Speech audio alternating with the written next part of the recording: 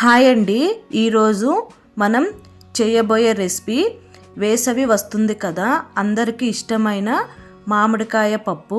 ఈ మామిడికాయ పప్పు అన్నంలో కొద్దిగా నెయ్యి వేసి వడియాలతో కలిపి తింటే ఆహా చెప్పలేనంత రుచి, ఆరోగ్యానికి కూడా చాలా మంచిది.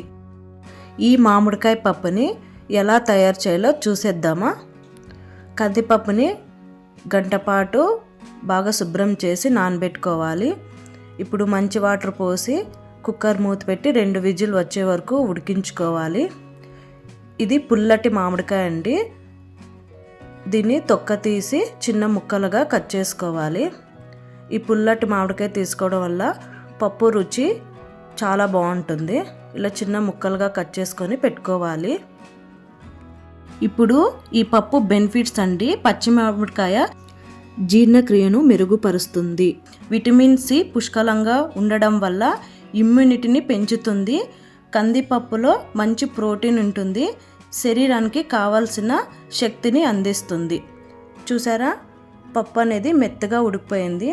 పప్పు ముందుగానే మెత్తగా ఉడికించుకోవాలండి. మామిడికాయ వేస్తే పప్పు ఉడకదు కాబట్టి ఇలా మామిడికాయ ముక్కలు, ఉల్లిపాయ ముక్కలు, అలానే పచ్చిమిర్చి అండి, ఇక్కడ 3 లేదా 4 తీసుకుంటున్నాను.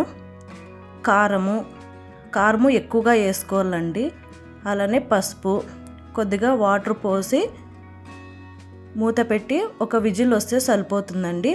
ఇవన్నీ వేసాక కలపకూడదండి. అలానే పైనే ఉంచి మూత పెట్టి ఉడికించుకోవాలి.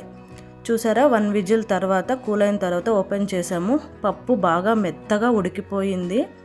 అసలు మామిడికాయ ముక్క అనేది లేదు. రుచికి తగినంత ఉప్పు వేసి బాగా పప్పు గుత్తుతో మ్యాష్ చేసుకోవాలి. ఇలా చూసారా, మ్యాంగో అనేది ఎక్కడా లేదు. ఇప్పుడు పోపు అనేది పెట్టుకుందాం. కడాయి పెట్టి కడాయి హీట్ అయ్యాక ఆయిల్ అనేది వేసుకుందాం. ఆయిల్ హీట్ అయిన తర్వాత ఇప్పుడు ఎండుమిర్చి, శనగపప్పు, అలానే మినప్పప్పు, కచ్చపచ్చగా దంచుకున్న వెల్లుల్లి ఇవన్నీ వేసుకొని కలుపుకున్న తర్వాత 1 స్పూన్ జీలకర్ర ఇవన్నీ వేసి బాగా మిక్స్ చేసుకున్న తర్వాత కరివేపాకు వేసి ఇంగువ అండి. ఇంగువ వేయడం వల్ల అరుగుదల బాగుంటుంది. చూసారా, ఇవన్నీ బాగా వేగిన తర్వాత ఇప్పుడు పప్పు అనేది వేసేసుకుందాం. చూసారా, ఎమ్మి మామిడికాయ పప్పు టేస్ట్ చాలా బాగుంటుంది. మీరు ఇంకా ఈ రెసిపీ ట్రై చేయకపోతే ఈ వేసవిలో తప్పకుండా ట్రై చేయండి. ఈ వీడియో నచ్చినట్లయితే లైక్ చేయండి, మీ ఫ్రెండ్స్కి షేర్ చేయండి. మీకు ఈ పప్పులో ఏమైనా పులుపు సరిపోతే చింతపండు పులుపు వేయచ్చండి. పోపుకు ముందే వేసి కలబెట్టుకొని పోపు వేసుకోవాలి.